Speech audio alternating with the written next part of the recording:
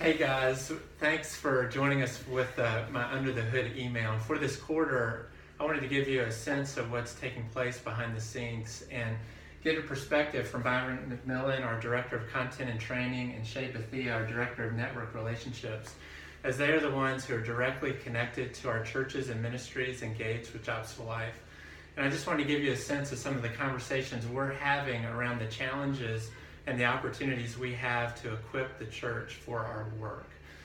So Shay, I want to start with you. What are just some things that you're hearing from our leaders across the country who are engaged with Jobs for Life? What are some of their challenges? What are some of the concerns that you're hearing from them? That's a great question, David. Thanks for asking that. So just had a conversation today. One of our leaders in the Tampa Bay area, one of their greatest challenges that they're facing right now is feeling unprepared. They're not feeling really prepared to deal with the cultural things that are happening in the classroom. And so in hearing that, it saddens me, but it excites me at the same time, because it excites me in the sense of we get the opportunity to really undergird them, equip them, and train them. What saddens me is that denotes that there's a lack of relationship that's being cultivated between the individuals who want to facilitate the Jobs for Life class and those who are being served in the class. Yeah. Are you seeing that too, Byron?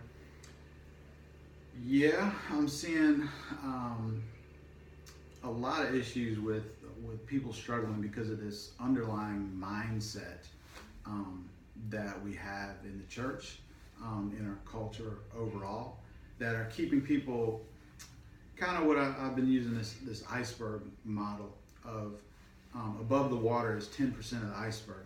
And these, in this analogy or metaphor, whatever it is, are like the symptoms that we're dealing with. Things like joblessness, things like homelessness, hunger.